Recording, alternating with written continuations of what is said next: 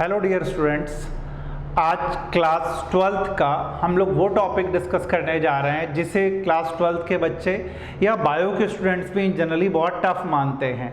NCERT की एक एक लाइन को हम लोगों को डिस्कस करना है। And yes, you know the topic is biotechnology, the most important part of class 12th biology. This is the part 1। मैंने बायोटेक के लेक्चर को जो दो चैप्टर एनसीईआरटी ने दे रखे हैं, principle and processes and then their application. Principle and processes को भी बच्चों कई पार्ट में डिवाइड करके स्टडी कर रखा है। हम सब लोग बायो के बारे में तो जानते हैं, what is biology? This is the study of living organism. But if I am adding technology term to it, अगर मैं इसके साथ टेक्नोलॉजी टर्म ऐड कर रहा हूं, this is the technology term, then what does it mean? Biology का किन किन फील्ड में मैनकाइंड के यूज़ के लिए, ह्यूमन के लिए यूज़ के लिए किया जा सकता है, इन सारी चीज़ों को हम लोग इस लेक्चर में अपन देखेंगे और इसके बेसिक प्रिंसिपल के बारे में डिस्कस करेंगे। सो if we see about the biotechnology, in my first slide I am going to discuss about the modern biotechnology and old biotechnology. If you see the old biotechnology जो हम लोग बहुत पहले से करते आ रहे हैं, ऐसा नहीं कि आज ही से 1960s से 70s से we are talking about the biotechnology.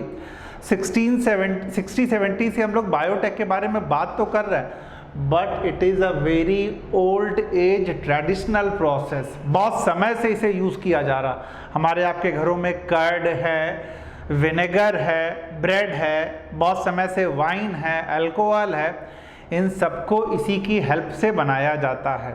तो बायोटेक्नोलॉजी का मतलब है बायोलॉजिकल प्रिंसिपल का यूज़ करके आप ऐसे प्रोडक्ट डेवलप करो, ऐसे प्रोडक्ट फॉर्म करो जो मैन के लिए, ह्यूमन के लिए यूज़फुल हो। So the first line of NCERT, biotechnology deals with techniques of using live organism. Biotechnology वो टेक्निक है जिसमें आप लाइव ऑर्गेनिज्म यूज कर रहे हो और एंजाइम्स यूज कर रहे हो, जो भी लिविंग ऑर्गेनिज्म से एंजाइम्स मिल रहा, to produce products and processes useful to human. ऐसे प्रोडक्ट और प्रोसेसेस हमें डेवलप करने हैं जो ह्यूमन के लिए यूजफुल हो। Curd, bread, wine, which are all microbes mediated processes. चाहे वो कर्ड आप देख लो, ब्रेड देख लो या वाइन देख लो, सभी माइक्रोब्स मीडिएटेड प्रोसेसेस के वाया डेवलप किए जाते हैं। तो old biotechnology, traditional biotechnology that you can से, लिविंग ऑर्गेनिज्म का यूज़ करके या उनसे जो चीज़ें मिल रही हैं, एंजाइम्स मिल रहा, उनका इस्तेमाल करके आप कर्ड है, ब्रेड है या वाइन अगर डेवलप कर रहे हो, फॉर्म कर रहे हो, दिस इज दी बायोटेक्नोलॉजी। आज के सेंस में मॉडर्न बायोटेक्नोलॉजी क्या है? Modern biotechnology, this is also called as genetic engineering. Genetic engineering, genetic engineering can also be called as recombinant DNA technology, या शॉर्ट में जिसे हम लोग लिखते हैं स्मॉल r देन DNA, और you can say RDT, recombinant DNA technology, genetic engineering, modern biotechnology. इन सभी में अगर आप देखोगे तो बेसिक प्रिंसिपल सेम है। बायोलॉजिकल ऑर्गेनिज्म या सेल्स या एंजाइम या किसी बायोमोलिक्यूल का इस्तेमाल करके ही ऐसे प्रोडक्ट डेवलप किए जा रहे हैं जो ह्यूमन के लिए यूजफुल हो।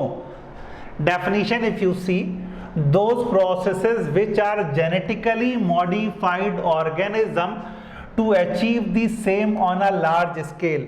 आजकल बायोटेक्नोलॉजी में जो बायोटेक्नोलॉजिकल प्रिंसिपल है उनका इस्तेमाल करके you are developing, you are forming a product which are useful in large scale, which are uses by masses, which are uses by large number of people. So large scale is a very important point. This is genetically modified organism. Organism को genetically modify किया जा रहा, जिससे इनसे जो product obtain हो उनका इस्तेमाल किया जा सके यूज़ के लिए। एग्जाम्पल भी अगर आप देखोगे तो in vitro fertilisation, test tube baby, in vitro fertilisation जो टेस्ट ट्यूब बेबी हम लोग देखते हैं इसी का ही एग्जाम्पल है। डीएनए वैक्सीन, वैक्सीनेशन के बारे में कितना आजकल कुछ डिस्कस हो रहा है वैक्सीनेशन के बारे में, एमआरएनए वैक्सीन आ रही है, डीएनए वैक्सीन आ रही है। This is the example of biotechnology, genetic engineering, modern biotechnology. And you are doing the gene editing. अगर कोई फॉल्टी जीन है आप उसे कट करके हटा रहे हो, जीन एडिटिंग। और हम लोग इसे सेपरेटली भी पढ़ेंगे, दूसरे चैप्टर में दे रखा है। This can also be called as gene therapy. जैसे आजकल हम लोग नॉर्मल थेरेपी लेते हैं, नॉर्मल ट्रीटमेंट लेते हैं, उसी तरीके से जो फॉल्टी जीन है उसे कट करके हटा दिया जाएगा। This is gene therapy. So what are the example of it that they are giving in NCERT? Test tube baby first example, हमें नंबरिंग करके एग्जांपल याद रखने एक एक। सिंथेसाइजिंग अ जीन, जीन को आर्टिफिशियली सिंथेसाइज करना पॉसिबल है, example है बायोटेक का। Third, developing a DNA vaccine, जो हम लोग देख रहे हैं डीएनए वैक्सीन डेवलप करी जा रही है। And fourth, correcting a defective gene are all parts of biotechnology. तो मॉडर्न बायोटेक्नोलॉजी के example DNA vaccine, gene therapy, gene synthesis, in vitro fertilization जिससे टेस्ट ट्यूब बेबी। और ओल्ड बायोटेक्नोलॉजी जो हम लोगों ने प्रीवियस स्लाइड में देखा था उसके एग्जाम्पल कर्ड है, ब्रेड है, विनेगर है, वाइन है, ये सब है। आई होप आप लोगों को ये दोनों पॉइंट समझ में आए होंगे। Next, definition of biotechnology. एक जो बेसिक बात समझ में आ रही है कि you are applying the principle of biology to develop a product और processes that is used by masses, that is used by large number of people. But what could be the best definition of biotechnology that should include all the component? So you can see here the European Federation of Biotechnology, EFB, European Federation of Biotechnology ने has given a definition of biotechnology that encompasses, include कर रही है दोनों traditional यानी old भी और modern biotechnology. तो European Federation of biotechnology traditional, old और मॉडर्न दोनों को इंक्लूड करके एक ऐसी डेफिनेशन दे रही है जो मोस्ट एक्सेप्टेड है, मोस्ट परफेक्ट है, मोस्ट करेक्ट है। क्या डेफिनेशन है वो जो ईएफबी ने दी है? द इंटीग्रेशन, एक एक वर्ड पे आप ध्यान दीजिएगा, the integration of natural science and organism, cells, parts thereof and molecular analogues for products and services। एक एक वर्ड पे अगर आप ध्यान दोगे तो यू कैन इजीली अंडरस्टैंड क्या क्या है। इंटीग्रेशन ऑफ नेचुरल साइंस, जो बेसिक साइंस हम यूज कर रहे हैं उनके प्रिंसिपल का, नेचुरल साइंस से अगर कोई प्रोडक्ट मिल रहा है उसे यूज कर रहे हैं, क्या क्या चीजें हैं उसमें। किसी ऑर्गेनिज्म को आप कंप्लीट बैक्टीरिया को, वायरस को, प्लाज्मिड को, complete organism you can use, human को, प्लांट को, सबका यूज किया जा सकता है।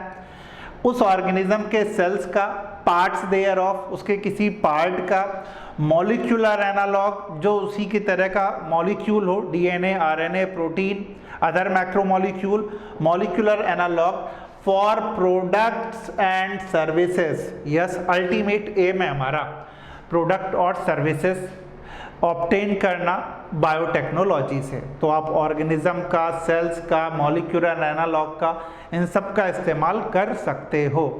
तो integration of natural science and organism, cells, parts there of and molecular analogue for products and services, ये डेफिनेशन दी है ईएफबी ने, जिसका फुल फॉर्म है European Federation of biotechnology. That they may ask.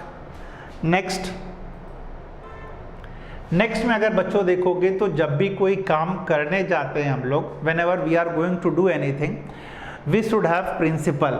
अगर उसी प्रिंसिपल पे, आइडियोलॉजी पे आप मूव करते हो तो आपकी जर्नी स्मूथ हो जाती है। Biotechnology is also not a exception. जो भी काम किए जाते हैं वो बेसिकली दो प्रिंसिपल पर बेस्ड हैं। कौन कौन से वो दो प्रिंसिपल हैं? पहला प्रिंसिपल है हमारा जेनेटिक इंजीनियरिंग, जो हम कह रहे हैं जेनेटिक इंजीनियरिंग, जिसमें डीएनए को, जीन को कट किया जा रहा है। नॉर्मल इंजीनियरिंग के बारे में जब हम बात करते हैं तो यही तो कहते हैं कि कोई पार्ट खराब हो गया मेरी कार का, बाइक का, उसे आप रिप्लेस करके नया लगा दो या उसे रिपेयर कर दो। The same thing we are doing in biology, here it is called as genetic engineering. Second है बायो प्रोसेस इंजीनियरिंग, किसी प्रोडक्ट को बनाना और उसके बाद उसकी प्रोसेसिंग करवाना। यही दो प्रिंसिपल इंजीनियरिंग में भी यूज किए जाते हैं, प्रोडक्ट को डिजाइन करना और फिर उसकी प्रोसेसिंग। जेनेटिक इंजीनियरिंग में हम लोग क्या करेंगे? Techniques to alter the chemistry of genetic material DNA और RNA to introduce these into host organism and thus change the phenotype of the host organism. अगर आप इसे देखोगे तो सपोज अगर ये कोई होस्ट ऑर्गेनिज्म है, कोई भी होस्ट बैक्टीरिया ले लो, दिस इज होस्ट। इस होस्ट में अगर हम डीएनए या आरएनए इंट्रोड्यूस कर दे, जेनेटिक मटेरियल है जो कि, और इस जेनेटिक मटेरियल को इंट्रोड्यूस करने के कारण पहले जो इनका एक्सप्रेशन था अब वो चेंज हो गया है, इनका फिनोटाइप चेंज हो गया है। Yes, this is nothing but a genetic engineering. आप अपनी कार चला रहे हो, बाइक चला रहे हो, वो स्मूथ नहीं चल रहा है, उसे चेंज अगर आप करोगे, कोई उसका पार्ट चेंज करोगे जिससे उसमें कोई साउंड ना आए, स्मूथ चले, तो आप किसी चीज़ को ऑल्टर कर रहे हो ना, you are changing something. This is engineering. Human being के केस में, अदर लिविंग ऑर्गेनिज्म के केस में अगर जेनेटिक मटेरियल चेंज करोगे, उनका फिनोटाइप चेंज हो जाएगा होस्ट ऑर्गेनिज्म का। This is genetic engineering. Second part है बायो प्रोसेस इंजीनियरिंग। जब होस्ट ऑर्गेनिज्म में आपने डीएनए ट्रांसफर कर दिया, होस्ट ऑर्गेनिज्म का फिनोटाइपिक एक्सप्रेशन चेंज हो गया, but what is your ultimate aim? हमारा अल्टीमेट एम है प्रोडक्ट हमें लार्ज स्केल पे मिले। तो जो होस्ट ऑर्गेनिज्म आपने ऑल्टर किया है उसे आपको माइक्रोबियल फ्री, कोई कंटेमिनेशन ना हो, ऐसे मीडियम में लार्ज स्केल में ग्रो करवाना है। Yes, this is bioprocess engineering. Maintenance of sterile, that means microbial contamination free ambience in chemical engineering process to enable growth of only the desired microbes, eukaryotic cell in large quantities for the manufacture of biotechnological products like antibiotics, vaccine, enzymes। तो अगर कोई contamination आ गया तो large scale में आपका product नहीं बनेगा।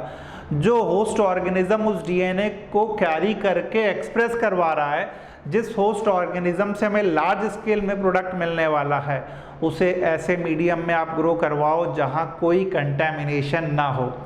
आपने कोई प्रोडक्ट डिज़ाइन कर लिया, what is your next step? To produce that product in large quantity. उसके लिए आपके पास जो मैन पावर होना चाहिए वो स्किल्ड होना चाहिए, परफेक्ट होना चाहिए कि मॉडल उसी तरह से, कार उसी तरह से डिज़ाइन करी जा सके।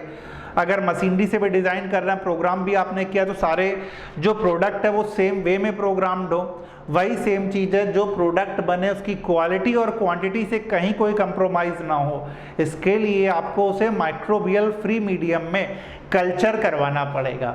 सो there are two principle, genetic engineering and bioprocess engineering.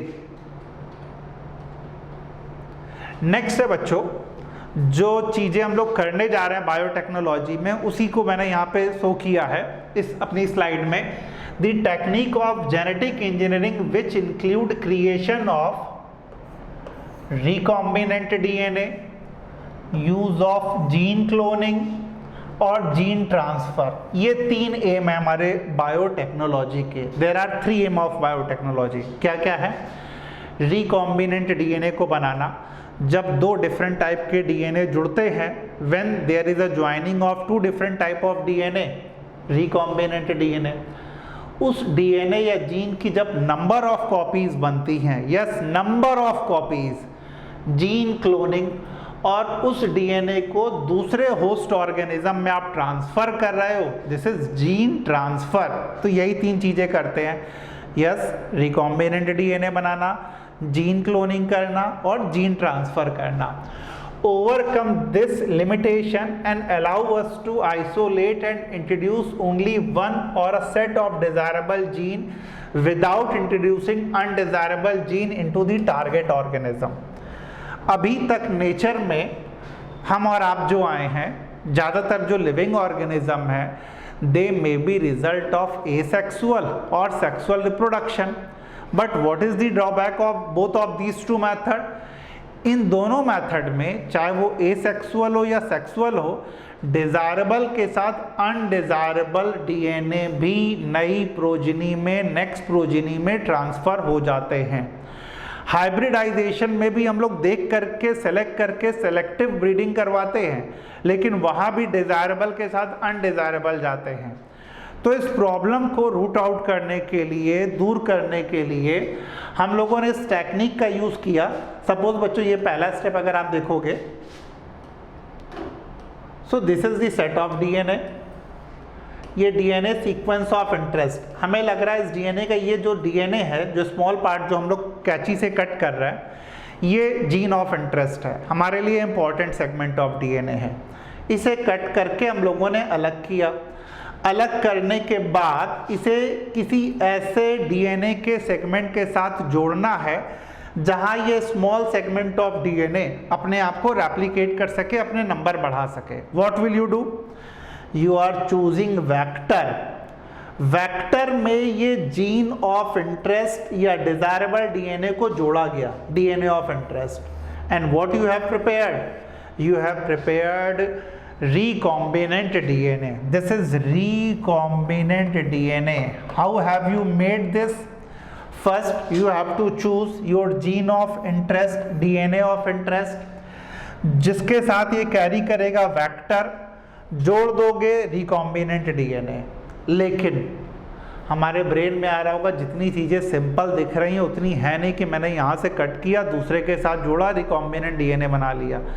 You need a number of enzyme. First, जब डीएनए को कट किया जाएगा, रेस्ट्रिक्शन एंडोन्यूक्लिएज, मॉलिक्यूलर सिजर, जिस रेस्ट्रिक्शन एंडोन्यूक्लिएज का इस्तेमाल आप यहाँ कर रहे हो, उसी का इस्तेमाल हमें वेक्टर में करना है। वेक्टर मतलब वो सेट ऑफ डीएनए जो जीन ऑफ इंटरेस्ट को कैरी करता है और उसके नंबर ऑफ क्लोन बनाता है, मतलब जीन क्लोनिंग का काम करता है वेक्टर। तो वेक्टर में भी रेस्ट्रिक्शन एंडोन्यूक्लियस से आपने कट कर दिया, जीन ऑफ इंटरेस्ट को, डीएनए ऑफ इंटरेस्ट को यहाँ जोड़ा।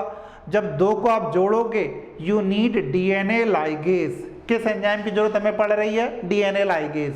और डीएनए लाइगेज से जब आप जोड़ दोगे तो डीएनए ऑफ इंटरेस्ट बन जाएगा। डीएनए लाइगेज ज्वाइंस दी 2 डीएनए सीक्वेंसेस टुगेदर। तो रेस्ट्रिक्शन एंडोन्यूक्लियस जो कट करेगा, डीएनए लाइगेज जो जोड़ देगा। तो ये 2 एंजाइम्स तो आपको चाहिए ही चाहिए। Restriction enzymes cut out the DNA of interest and open the vector.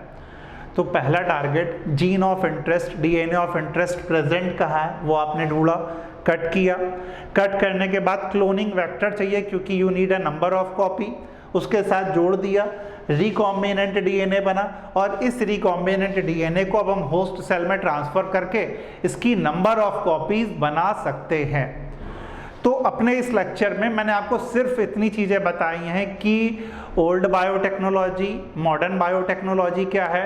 Modern biotechnology जिसे जेनेटिक इंजीनियरिंग कहते हैं, उसमें रेस्ट्रिक्शन एंडोन्यूक्लियस एंजाइम और डीएनए लाइगेज एंजाइम का क्या यूज़ है, और आपको रिकॉम्बिनेंट डीएनए, जीन क्लोनिंग और जीन ट्रांसफ़र जैसे स्टेप फॉलो करने हैं। आई होप आप लोगों को ये वीडियो अच्छा लगेगा, है ना। अगर अच्छा लगे तो प्लीज़ इसे लाइक करिएगा जिससे आगे की सीरीज़, आगे के पार्ट हम लोग ला सकें।